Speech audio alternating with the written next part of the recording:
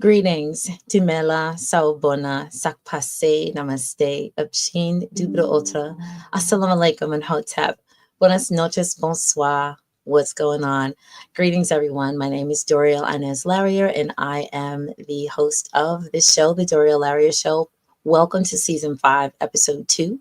I am thoroughly excited to engage with you again. For those of you who are new to this room, I need for you to do just like what other people say. Please like, comment, and subscribe, especially subscribe and also set your notifications because we usually go live on a Monday evening around 7 p.m. And there are maybe opportunities that I go live at other times, especially because there's such important information. And I definitely want you to be a part of it tonight or on that day and at that time. This evening's conversation is special, just like all the others are, but because we are addressing and responding and discussing a topic that sometimes is uncomfortable for a number of people. Right now, again, it's January 13th, 2025. We're in New York. I'm in New York. I'm in Brooklyn, particularly. But on the other side of the country, there's a lot of devastation that's going on. And I could not sit silent. I could not sit back and not say anything. But I don't know everything. And so I thought I'd bring a brother of mine along in order to have the conversation with me. And so I would like for you to join me in welcoming this brother to this conversation. First, let me introduce him. Some things you may not know. So tonight we're going to be having a conversation with Deacon Walter Gist. He is the eldest of two sons born in Manhattan and raised in Brooklyn by the late Walter and Lucille Gist. He started his relationship with the Lord at the age 13 at Salem Missionary Baptist Church, my church, under the leadership of the late Reverend Dr. Thomas J. Boyd, and later at St. Paul Community Baptist Church under the leadership of Bishop Johnny Ray Youngblood. In 1986, he joined the Army Reserve, which he saw as a pivotal moment, which he says helped me to leave my zip code and build new skills. In 1994, he married his wife, Yvette, who is an occupational therapist, and they are blessed with three children, Ramon, Adia, and Amari. In April 2016, Deacon Gist retired from the U.S. Army after 29 years of service, which included a 7-month tour in Iraq.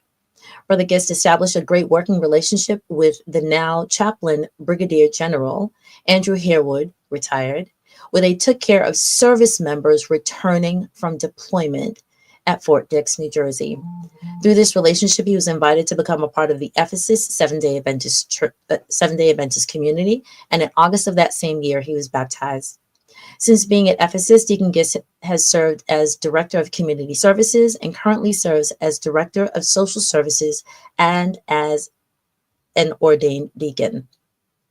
The call to become chaplain came out of a desire to learn new skills to further enhance his ability to serve the church and the community. The late pastor of Ephesus, Dr. Lawrence Brown, who without hesitation gave his endorsement on taking the course.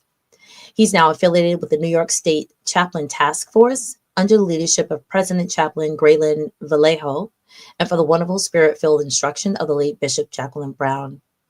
He currently serves at Ephesus SDA Church under the leadership of Dr. Timothy Nixon and serves as the Director of Social Services. Keep in mind, social services, because what you do for one, you do for many. And this brother definitely has taken his tour, his talents, and his treasures, and is lifting up people who are in need. And tonight he's going to do the same thing.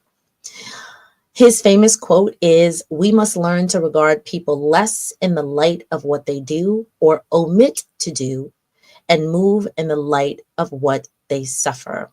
And those of you who might be theologians, you might know that that is from Dietrich Bonhoeffer. Please welcome to our conversation tonight, Brother Walter Gist. Sister Larry, your greetings. Nice to see you again. And thank you again for the invitation. Greetings. Now, you're saying Sister Larry, you know good and well, you just call me Doriel. And that's fine. That's what we're going to do tonight. So I have to give another little disclaimer. This is my brother Walter. Literally, we have been raised together. We attended the same church here in Brooklyn, in Flatbush, Brooklyn, Salem Missionary Baptist Church. So shout out to Salem, who's watching. I know there's some other communities. We definitely have some tight village communities. And so shout out to the family. Y'all know who you are. We have folks from I know Ephesus who are in people already in the chat saying, "Hey, I love it. Greetings, family. I see you. I see you."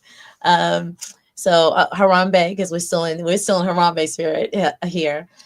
We have lots of different family members, and so we definitely want to greet and say greetings to everyone here. So before we hop into this conversation, I need this. This is roll call. Okay, this is roll call. So wherever you are shouting from, because again, there are some church communities, there are some village communities. So please, just roll call. Either you want to shout the city, the state, the church, or what have you. Please let us know who's in the chat. And greetings. And Sandal, yes, Sandal. And we will put up a lot of references. If you are in YouTube land, you will see all of the links that Walter and I will be discussing in the YouTube chat. And I believe also in the Learn to Grow You chat on Facebook. But I'm also streaming to my personal page on Facebook, but I don't believe it's there. So come on over to YouTube again, like, comment, subscribe, and set your notifications so you can get all that information. So again, this is a response to what is going on. Greetings. What is going on over on the other side of the country in California. And we cannot move any further without saying God is with us all. To those families who have lost lives, to those families who have lost homes, who have lost places that they were employed, of course, property. We are here. That which we can do, we can do. We are trying to bring awareness during this conversation of what we here outside of that area should have in place. If you don't already, we're at least here to talk about it. And even though this is a digital space, if you want to consider it a safer space, feel free to ask questions that definitely Brother Guest and I can, try to help out with. So, Brother Walter, welcome. Well, again, greetings. The fires in California started on Tuesday, January 7th, and they're still going on. And we can see the devastation on the nightly news or the 12 o'clock news. And America is coming, using all of their resources to assist the people who are displaced. I just heard that Canada and Mexico have sent resources to help combat the fire, and our prayers just go with them and everyone who is doing their best. Around the country, people are gathering resources to send to that devastated area.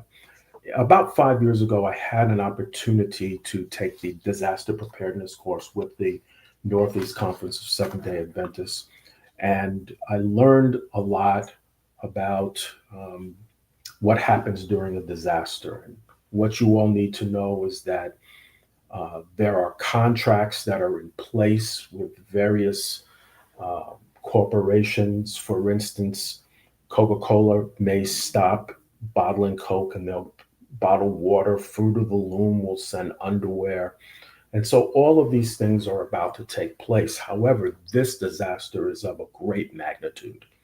And so all of the other additional resources that people will send will definitely go to great use. My denomination in particular has opened up 4 churches, which are going to be utilized for shelter.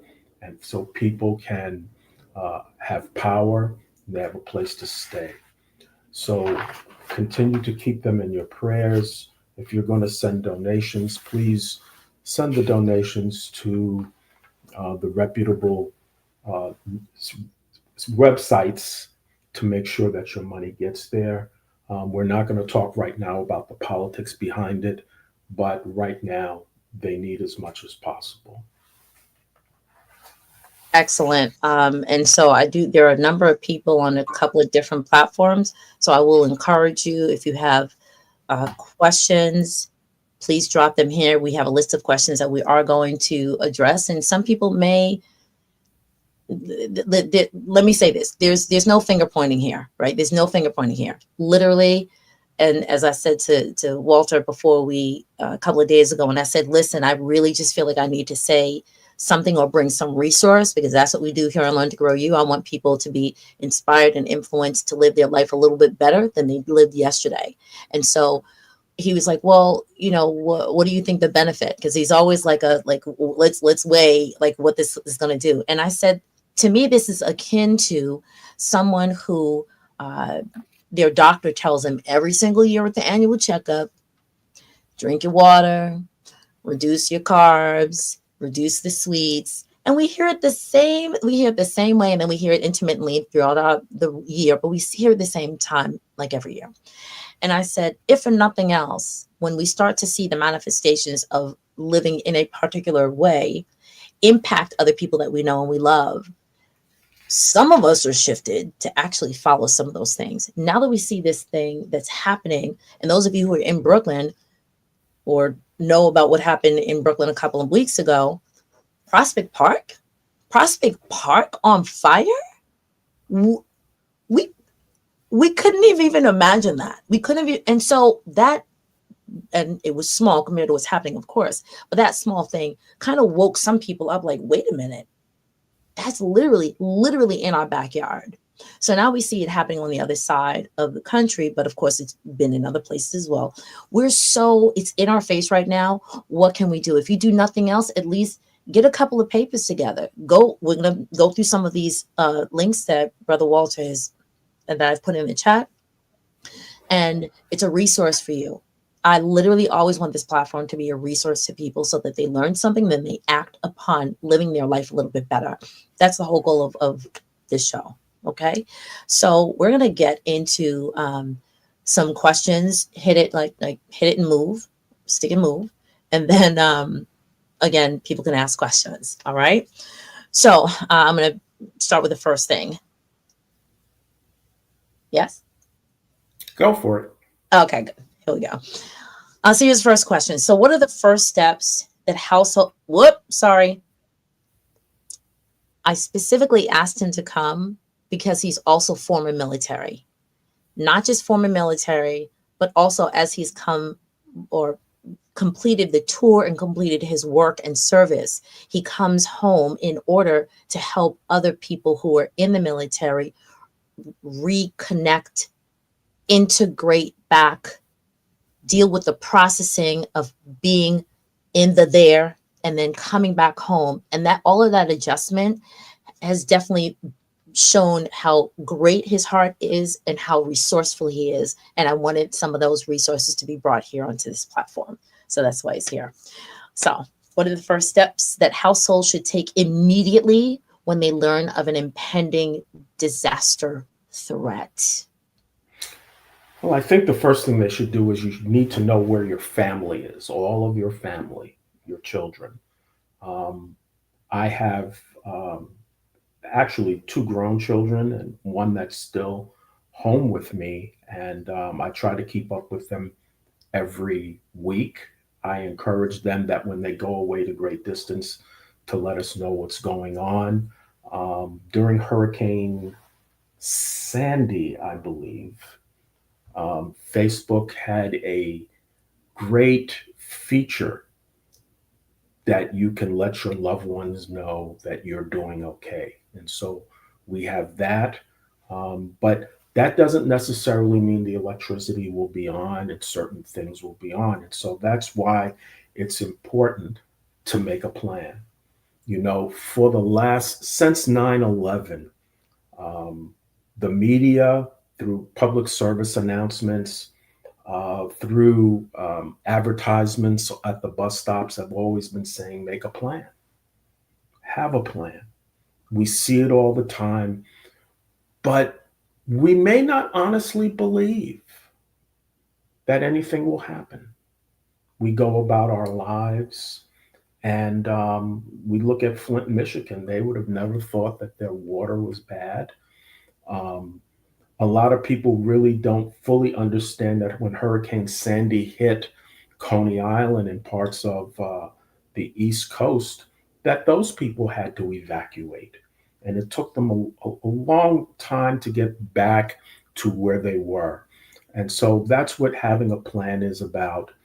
Um, Also, when you hear of the announcement to evacuate, please evacuate, please go. And so within um, the the links, you should have a go bag, you should have money inside, you should have toiletries, you should have a a set of shoes and a set of clothes that's appropriate for the weather and the season to help get you to where you need to go.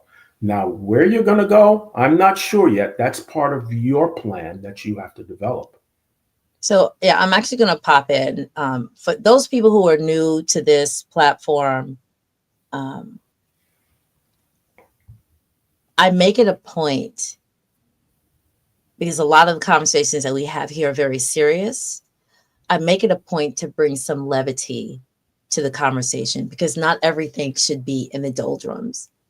The moment that you said, have a go bag, toiletries, shoes, clothes and what have you, my first thought is, how many of us really have the to go bag because somebody's like, hey, let's go away for the weekend. Hey, let's go on a road trip. And you're like, child, I got my bag ready to go. It's sitting by the door. You have that ready in your car. Some people have it in their car. But to go hop on a plane and go do a road trip, but we don't have it when there's a real emergency. That was the first thing that was in my head. The whole clothing and shoe thing, and I'm thinking about this for myself as well. Does that mean that? I mean, in my mind, I'm thinking, let me just throw a pair like old comfy sneakers.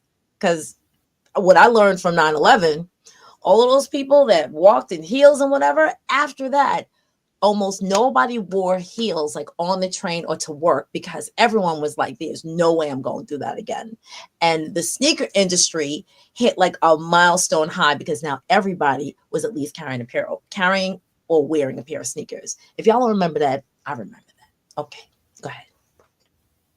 So yes, you have to, if you have a go bag and you need to change it seasonally, there's 4 seasons. And so you need to put the appropriate socks, the appropriate shoes. You need to have an appropriate coat ready if you need it or not. A rain jacket, you don't really know what the conditions will be, but you have to estimate it as best as you can based on watching the weather.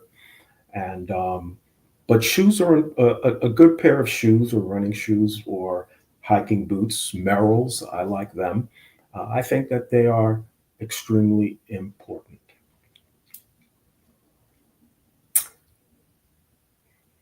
Okay, thank you. So folks, if you see my eyes darting to the side, I'm also going to be taking notes and putting them in the chat. If you also see notes or see things that are like your aha moments, please feel free to put them into the chat again, whether you're on Facebook or YouTube, and it can then it's a living document that we could all utilize. So, um, I was taking some other notes. So we have shoes, seasonal clothing, etc. And then the to go bag. All right. So now we're going to get to the next question. Can you explain the importance of having an evacuation plan in place and what key elements should be included in this plan? So remember, you Okay, like I'm just get out. over that. I'm going to go over that briefly because there's a link again in Facebook. I'm sorry, not Facebook, YouTube, that will explain all of that. But every person's evacuation plan will be different. Um, we have some people that may choose to go upstate to Albany, hop on the train, take their go bag, go to Albany. There are some people who may want to go to Chicago, far away from the east. Maybe there is another hurricane type situation that's um, dredging the East Coast. So the question is, do you have enough funds? Do you have family? Have you contacted, made the family in different states or upstate New York? Have you made them a part of your disaster plan? Or will you just knock on the door and say, we're here? So those things are important. Um, and you will have to take the time to and put some effort after you look at the samples and decide what you want to do. Um, Now, there is something called sheltering in place. You may choose, I'm going to hunker down and ride it out. Well, you can do that until an order comes out to evacuate. And you need to know that if you don't evacuate and people have to come and rescue you, you are taking away from the resources that should go elsewhere because you chose to stay. Right. Yes. So thank you very much for saying that. It's not, let me just state what I heard live, and the person who was saying it is someone I know. A sister of mine is out there. She's on a Facebook Live, and she's saying that they had blocked off one of the major roads. It's her and her mom. Her mom wants to re-enter the block. Maybe they had gone to get like resources or something. Maybe they went to, one of the like resource places. And she's telling her mom, you can't go back in there. And she's telling the, maybe it was the National Guard or something like that, who's blocking the highway, ma'am, you can't go. And she's like, but I gotta, and the sister that I know is saying, Mom, if you go back in there, it's $1,000 fine. I was stunned. This literally is not maybe 36 hours ago. This sister was on a Facebook Live telling her mom, okay, you want to go, they're going to fine you. So I never heard that before. I'm thinking, okay, maybe they'll say, hey, come on, you got to go. But I never knew that they were going to give a financial fine. If anybody else has heard that or seen that, again, type it in the chat, because that was news to me and was shocking news to me. But I do understand it, because yes, you are taking away the resources, and you're, sacrificing their own health and safety to try to come and get you. And you're trying to say, I'm not going. That's tough. It's tough. But when, whether it's the National Guard or whether it's the police or sheriff, and they've established a traffic control point at that intersection, if they say it's too dangerous to go in, it's too dangerous to go in. The people, and I saw this on TV, um, the disaster response people are still going door to door checking to see if there's anything that's left of a door to door from what I've seen. But they're looking to make sure that the fires are out. They're looking to make sure, are there any deceased people? There's a lot of things that they're doing. And with you going into that disaster area, not being trained, not knowing what you're doing, and I know it's painful, I know that it is, but hopefully they can be sent to one of the disaster sites where there's food, there's drink, there's spiritual care by chaplains, and I think that's important. We're going to go to the next question. I do have something to say, but I'll say it later. So let's talk about the things that people are leaving behind. And actually, now I'll make the statement. I'm going to say the question first, and then I'm going to make my statement. Regarding document safety, the things that we're leaving behind, how crucial is it to use fire and flood resistant pouches for storing important papers? And could you recommend any specific products or features to look for? Now, we're not getting paid to promote any of this, but this literally is an example that Walter has, and he'll show you. It'll be like a little demonstration. He has an example of it. And then I'm also going to find the link that we already have in the chat and put it up to show everybody what we're talking about. Okay, Brother Walter. Sure. Yeah. So this is my disaster bag. Okay, I think back here is better. And this is a waterproof and fireproof pouch. And in it, I have a copy of all of my identifications. I have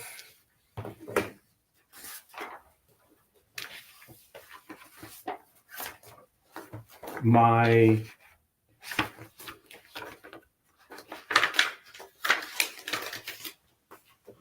life insurance. Here it is. I have my life insurance policy. I also have, since I was in the military, I'm a veteran, my DD Form 214, which is important for benefits. And also the house insurance. Also, my baptismal certificate, my last will and testament. Wait, question. Why do you have your baptismal certificate? And first of all, who in the chat, there's a number of people who's here. Who in the chat even knows where the baptismal certificate is? If you were baptized, who even knows where that is? Drop it in the chat if you even know where that is. But why do you bring your baptismal certificate? Because it was in my important papers. That's I thought it could was fit in. There was no reason for me not to bring it. I thought it had to put like it in there. name you or certify that you were, named or identified or something like that. Also, my funeral arrangements, document for funeral arrangements. Wait a minute. Does that also mean that you have the name of the funeral parlor and company? Everything, yes. Okay. So I'm ready to go. Sister Dorielle, can you click on that Amazon site that shows the different bags and share that? Yep. Give me a second. So I'm going to give you the next question, and then I'm going to share the screen to do that.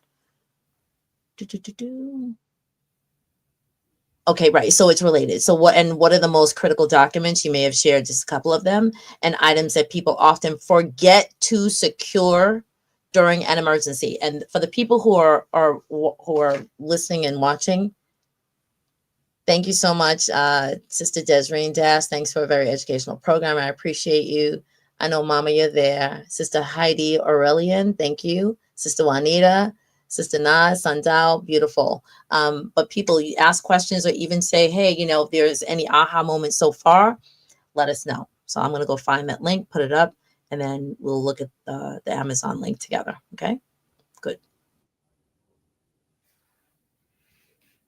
Well, important one documents. Of the documents that I did forget was, and this is important for homeowners, the insurance policy for your home.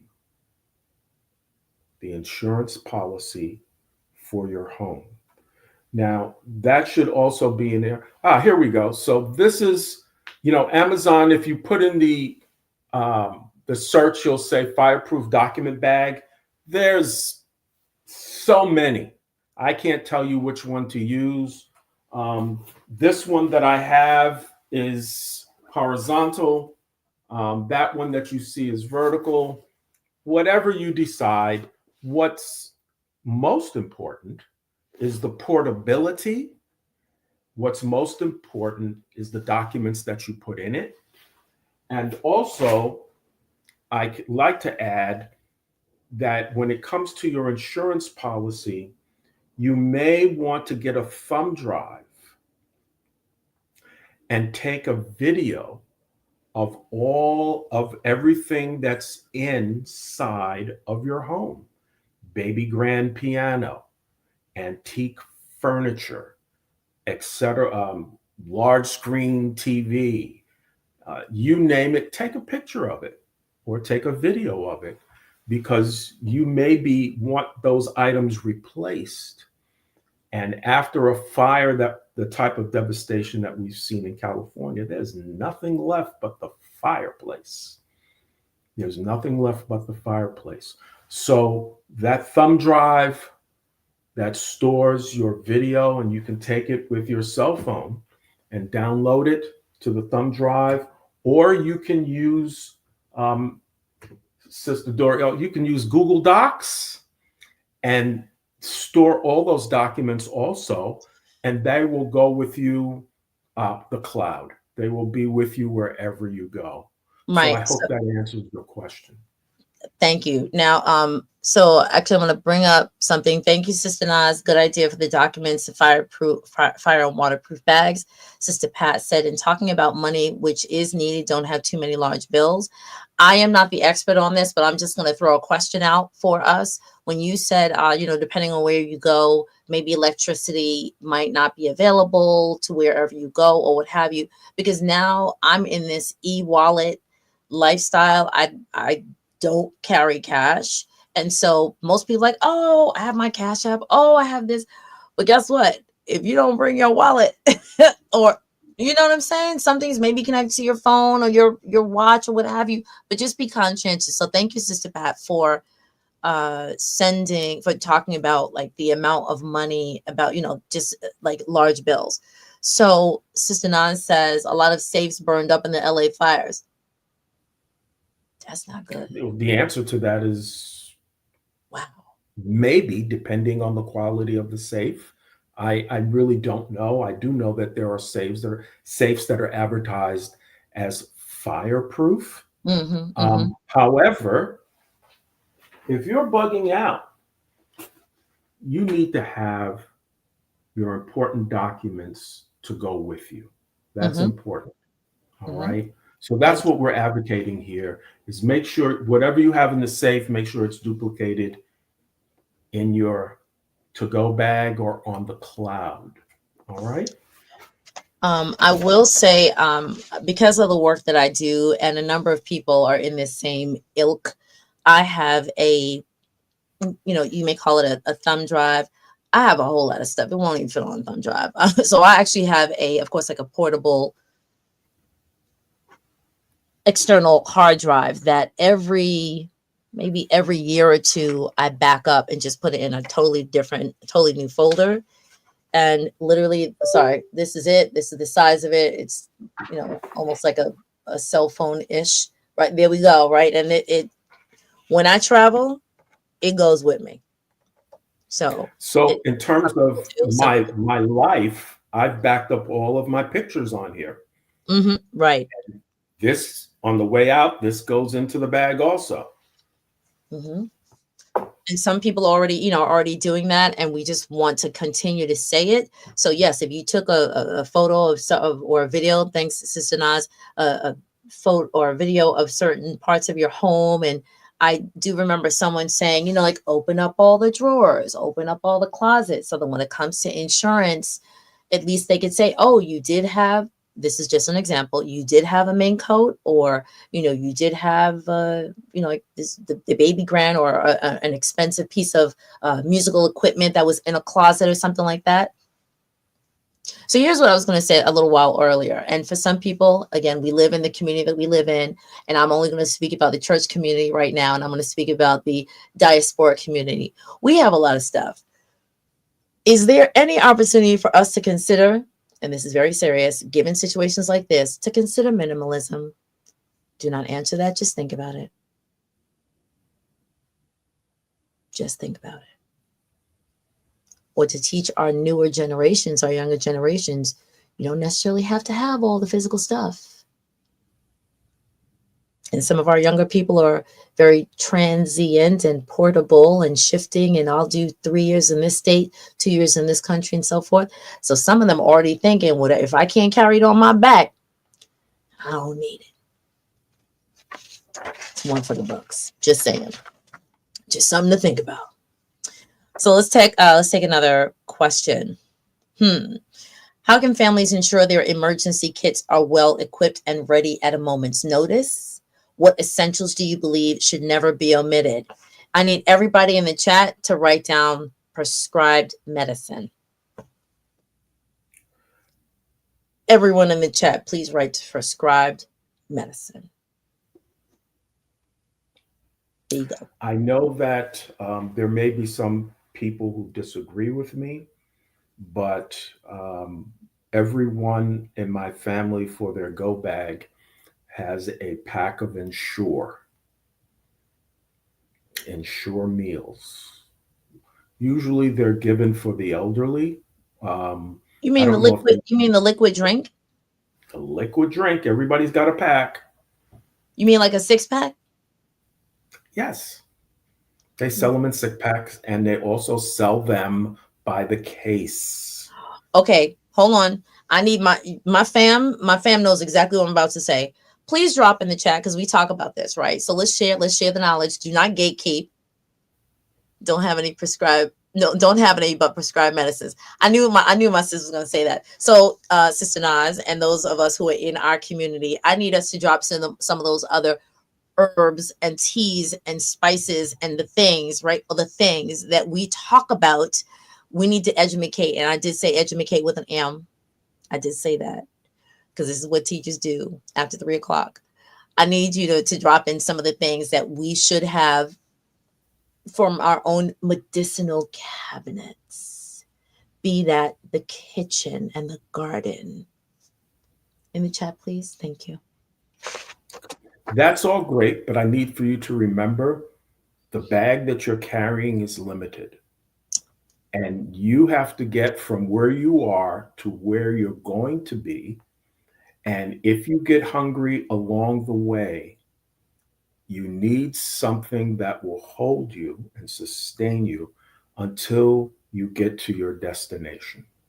And that's why I decided, and people may disagree with me, I decided that Ensure would be the best. My son likes chocolate, I like vanilla. That's it. But you don't want to carry too much. You don't want to carry too much. Um, so it will impede your walking or traveling to your destination.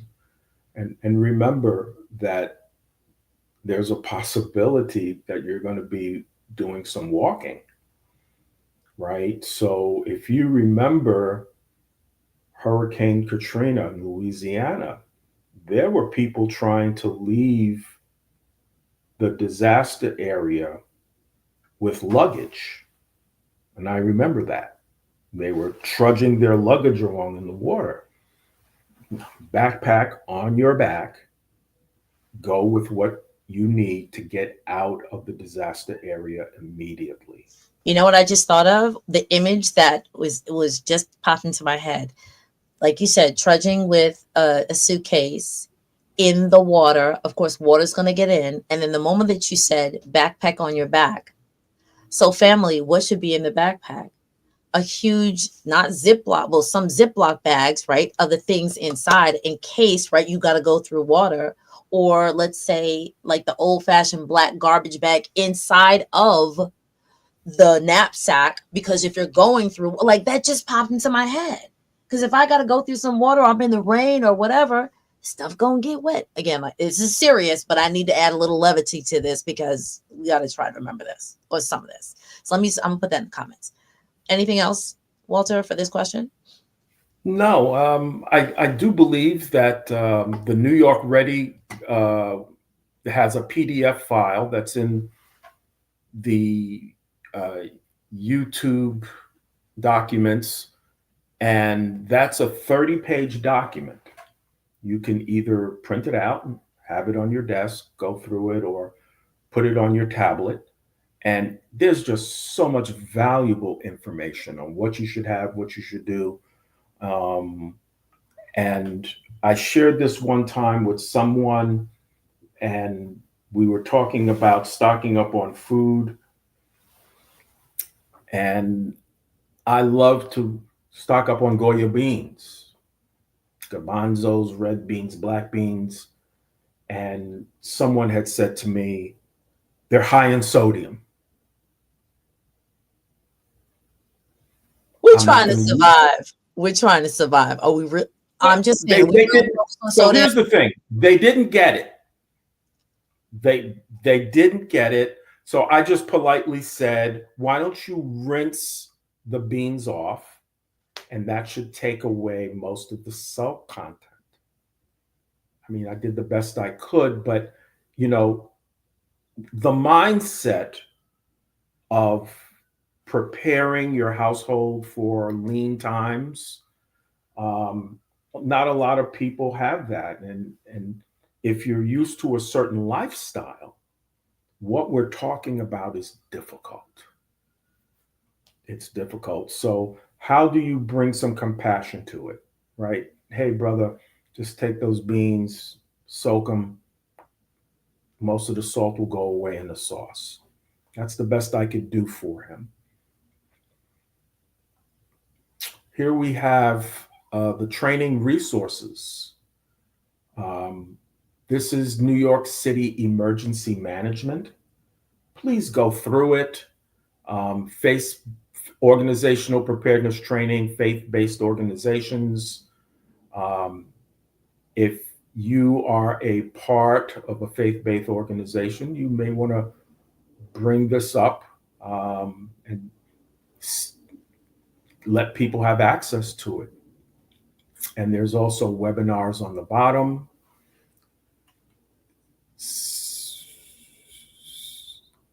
Sister Doriel, if we could go to the Homeland Security training calendar.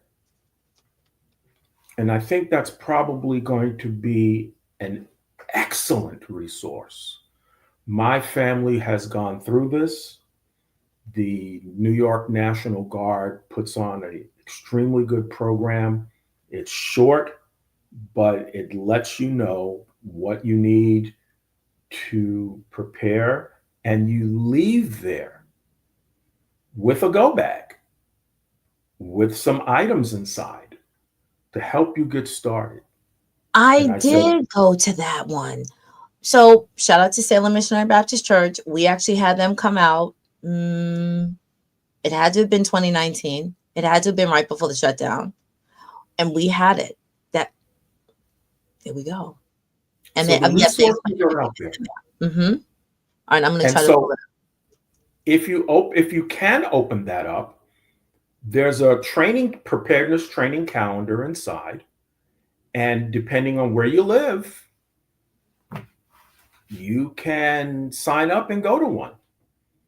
And they probably will have at least 4 or 5 a month in different places in New York City. Please, I would highly suggest that you take advantage of that.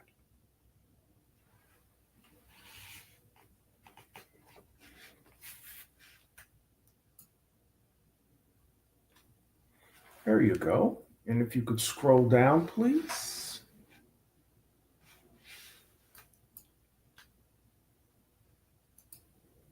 Okay, so what do we have here? So we have Flushing, Astoria, Queens, Flushing, Forest Hills. So the next one will be January 17th at Brooklyn Tabernacle. There's going to be one on the 18th at Mount Sinai Seventh-day Adventist Church. There will be another one on January 22nd, the Brooklyn Public Library on Westchester Avenue in the Bronx. So there's going to be plenty. They're all over. I would highly suggest that you utilize this resource and take some time and go. And you build off of the knowledge that this training will give you, and it's free. Thank you. Thank you. If you don't, I'm going to put this again into the chat currently.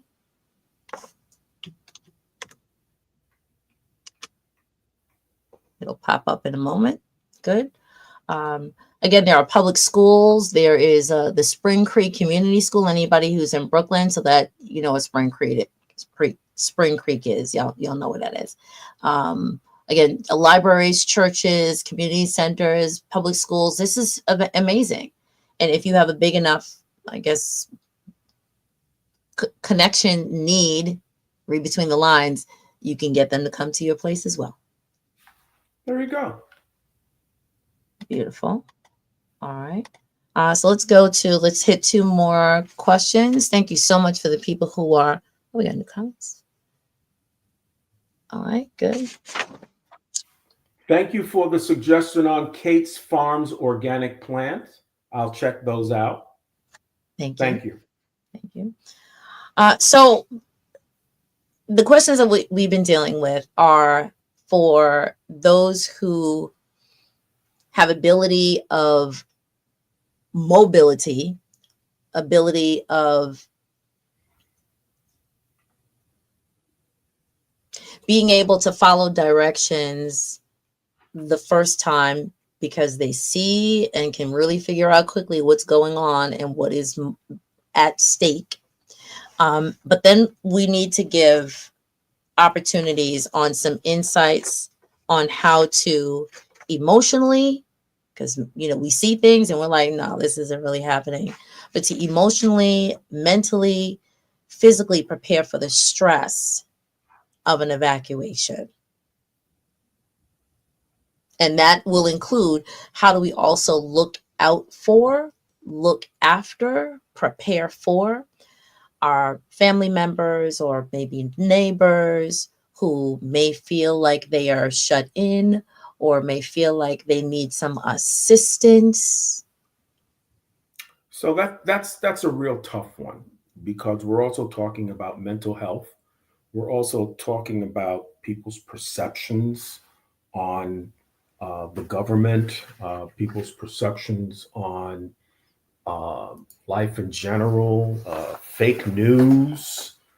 And so all I can say is number one, if you can stay in shape and eat healthy, and I think that is very important. Also, what things do you read? What things do you um, put into your mind to uh, help you discern the information that you're looking at? For me, I look at all types of information, and some of it I just think is garbage, but I want to know what everyone else is thinking. And and you have to remember that you won't be able to save everyone as much as you would want to. The only thing you can do is to present the information that's here. And hopefully, over time, they will say, hey, things are really getting bad. Those California fires, maybe I should start a pantry in my house. Maybe I should have a go bag. Brother Gist, can you send me that information again? Yes, there you go. You got it. Let me know if you need anything else. But you have to wait until the person is ready. And the unfortunate thing is sometimes if there's a case where we have to leave, we may have to leave some people behind because they want to wait it out. Mm. And that is the very, very, very hard thing to say, hey, let's go. And they're like, nope, I'm going to stay. And do you stay or do you go? Do you stay or do you go? Oh, let Very me remind people, if you don't already, oh, it's in the other room. Please have an external battery for your cell phone. Have an external battery for your cell phone, because you may think, hey, you didn't charge it last night, then you got to rip and run. You can't necessarily take your wall charger where you're going to go. On top of that, I And it's invested about a year ago in a 100-watt cell. What do you call those things? Solar cell that you right. just fold up, Yeah. and it's folded. It's sitting folded with the rest of my go bag. And if there is a case where there is just no electricity, I can recharge my cell phone or my power bank. And they're not that expensive. I know that's relative, but the prices have gone down since I purchased my 60-watt one over 5 years ago. So that's something to think about also. What happens when the electricity goes out? Also, I purchased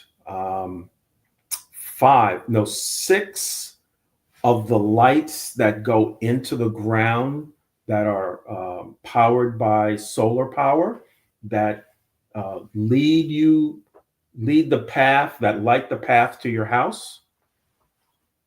And I purchased those, and those sit in my window. And if the lights go out, everyone takes one. They're already charged. And in the daytime, they go back in the window to recharge. Very, very cheap. Very cheap. Tell me what you call them. For those of you who are still on, oh wow, now we have more people on. Listen, just come and replay this. Again, I'm trying to put all the links in the YouTube chat so that you have the links. What did you say this last thing was? The torches? Hold on, I'm bringing it up. And if anybody knows what he's Okay, talking about, so you can, Sister Dorielle, you can put in Google walkway solar lights and it'll come right up. Hold on, I have to type that as notes myself. You Got said it. it's called walkway? Solar lights. Solar lights.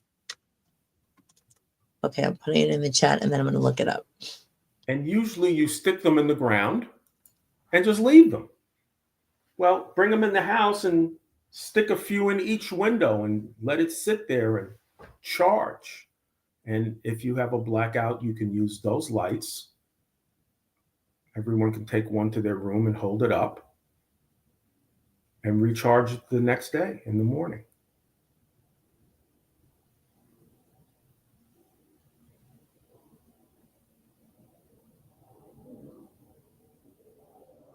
There it is. There it is. Oh, and there's puck lights too. I didn't realize that. Far right. That's really great. Right. So once again, if you stay connected to this particular channel, you're going to get some resources. You're going to get some links. They are all in the YouTube chat and in the, I guess, my Learn to Grow You chat. Oh, try again. All right, I have to do that one again. You're going to get some resources. That's what I want. I always want that. So this may sound long, but listen, how many of you knew about all of these resources before? I'm just saying. The most of us. How many do we actually? Now, I don't have these little lights, but I can probably get the little ones you get a hole in your hand. I could probably get that. And you just lay them on your windowsill. Or you can find a way to tilt them towards the window, either through ropes or some sort of contraption you can build, and just let them sit there. That's fabulous. All right, let's do one more question. Now, we've had this conversation. We've been talking about this for the past just shy of an hour. And there are people, and I'm going to say this is a church community response. I'm just going to put it out there.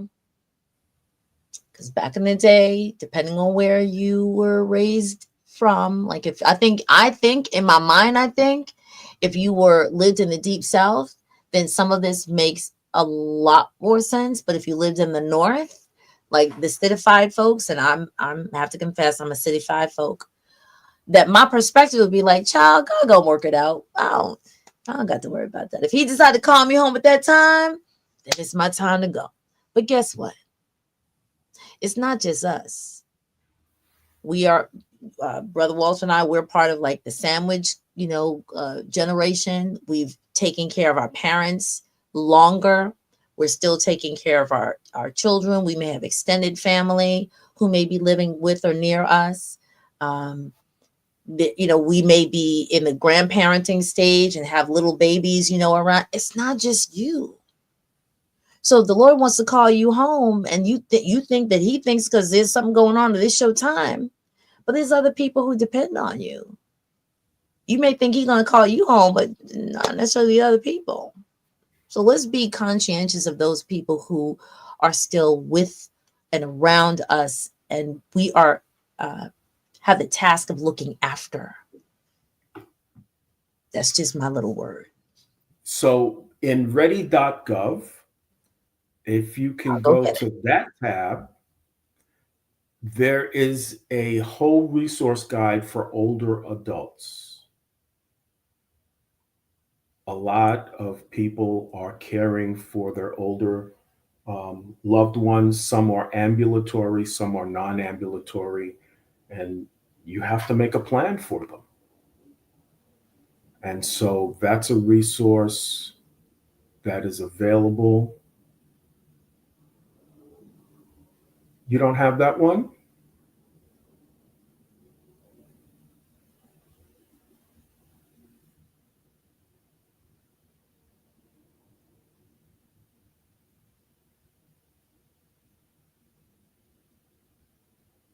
Here we go.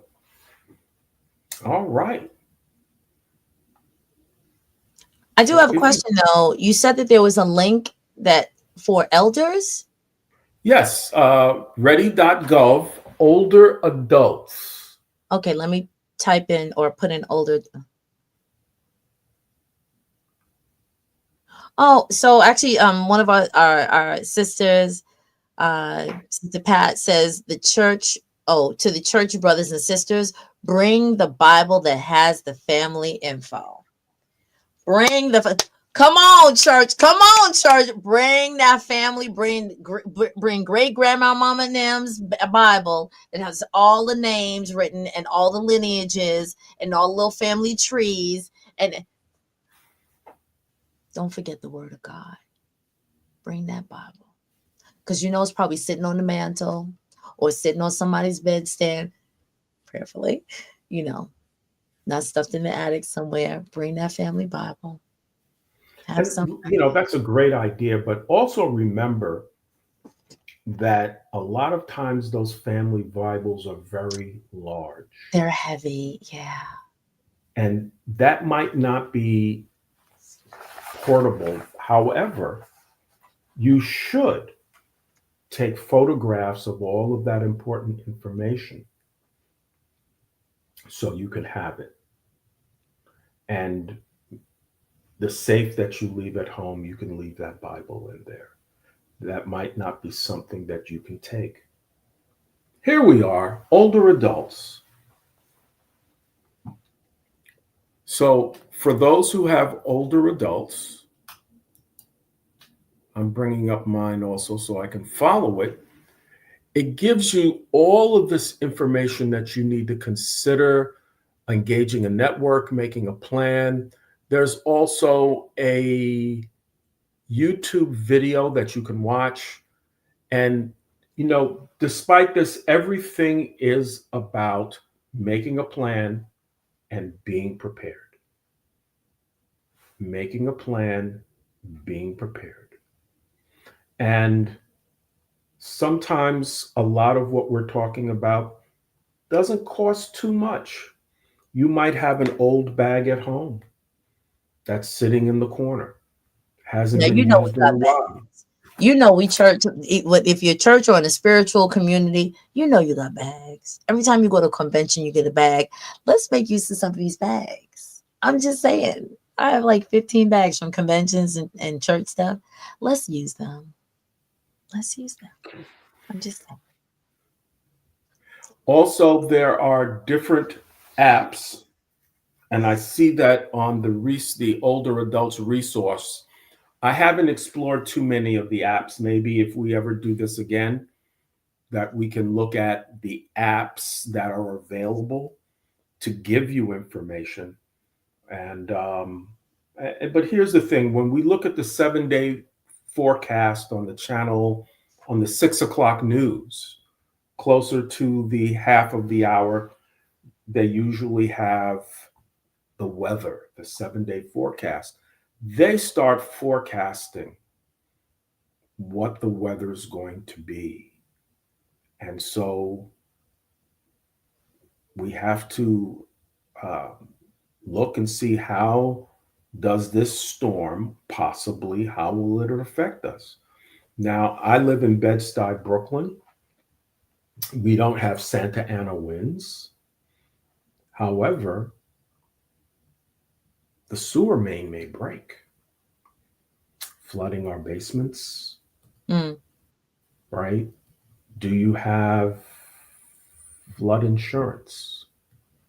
Sister Doriel, we may need to get somebody in for insurance.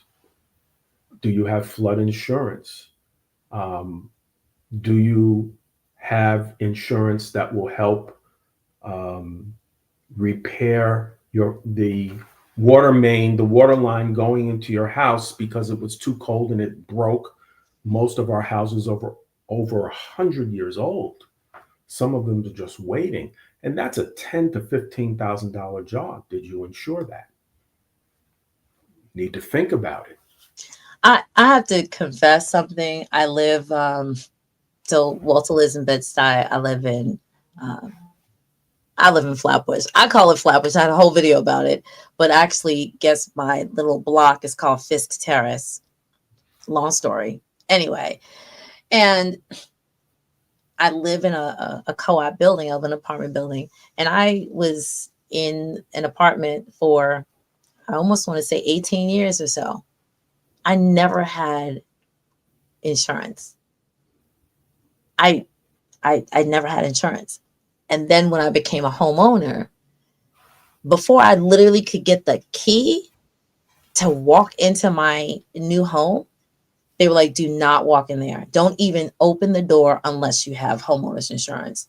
I was like, I didn't have it for the past 18 years. What's the big deal? No, no, no, no, no, no. Because literally anything can happen when you walk in there, and then it's totally on you.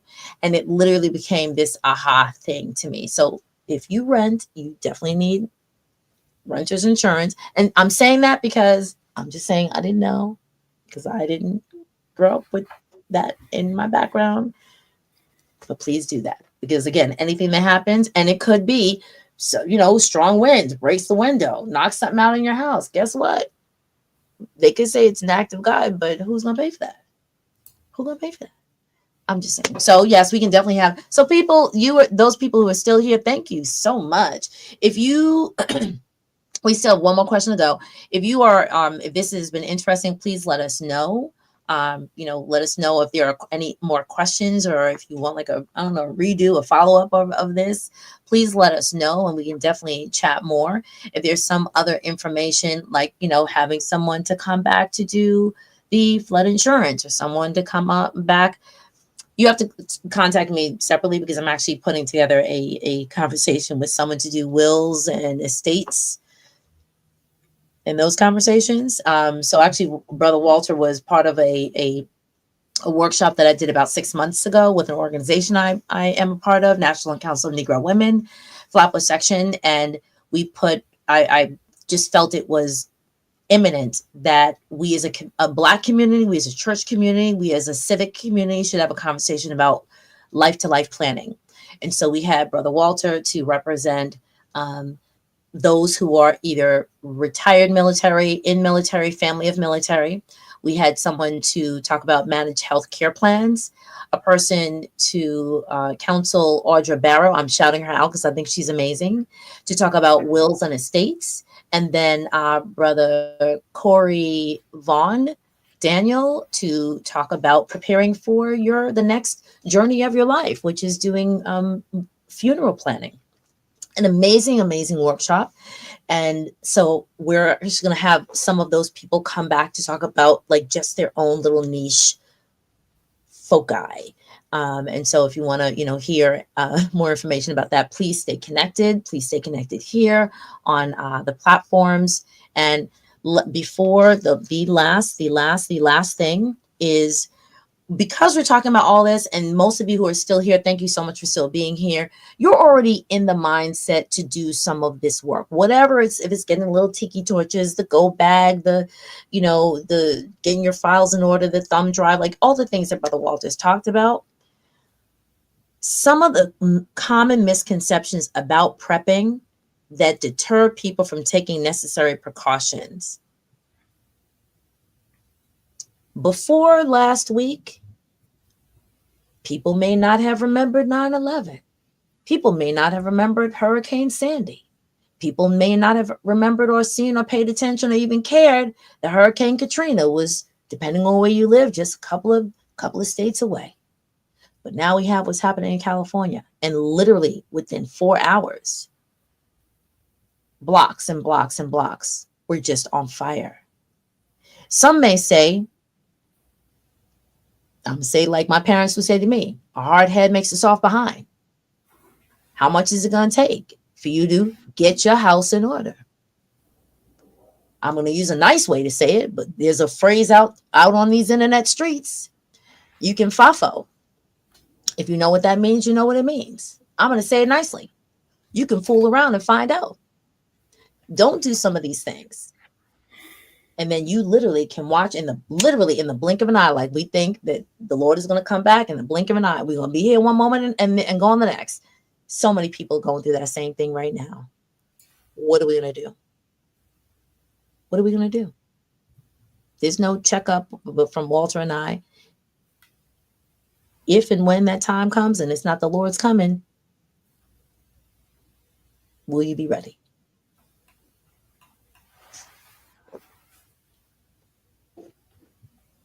Will you be ready? If it's not the last trumpet sounding, something else is happening. How ready we gonna be? So, any other comments or questions? Oh, thank you. Thank you, Sister Juanita, for sending it to your family. Yes, please share this link because it's gonna stay up. It's gonna be right here.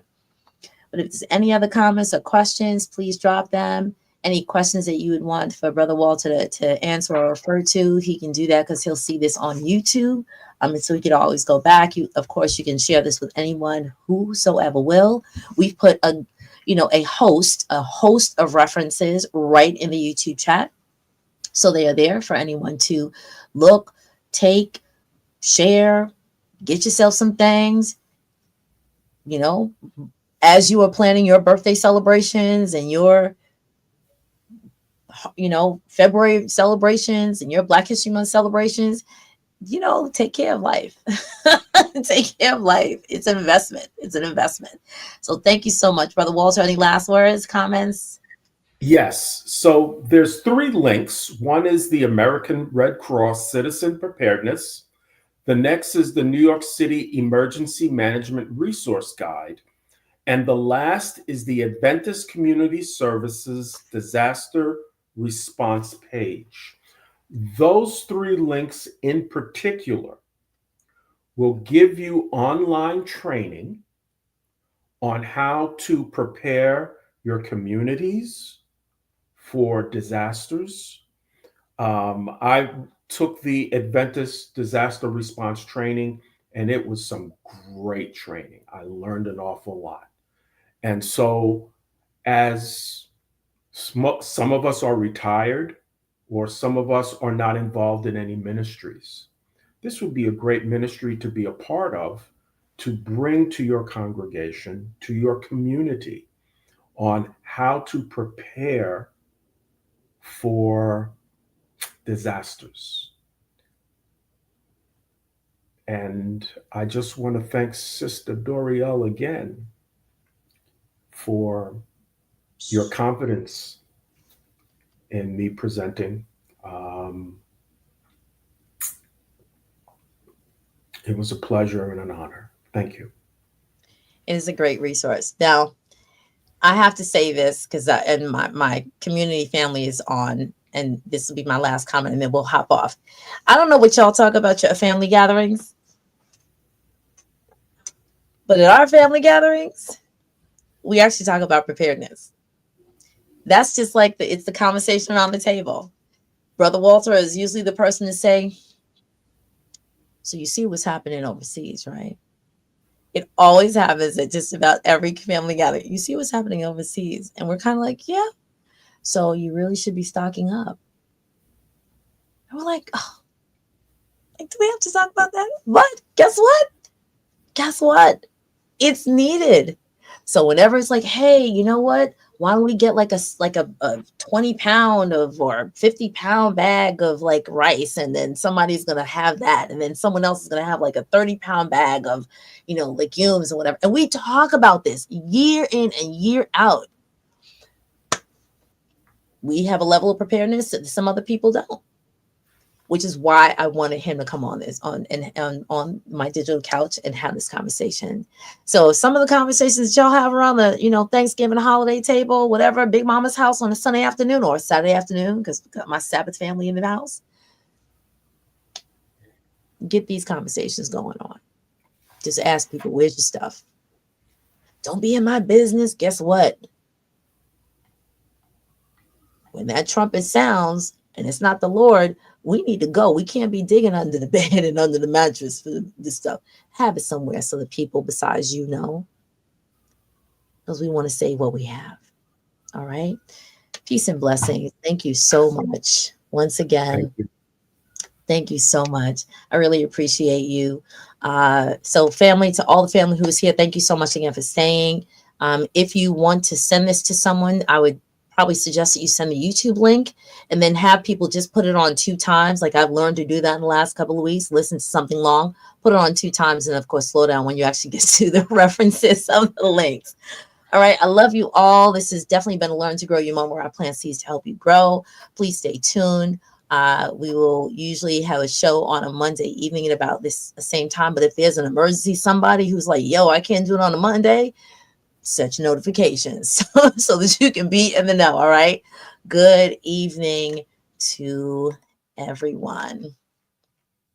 I love you all. This definitely is a Learn to Grow You moment, and I am planting seeds to help you grow.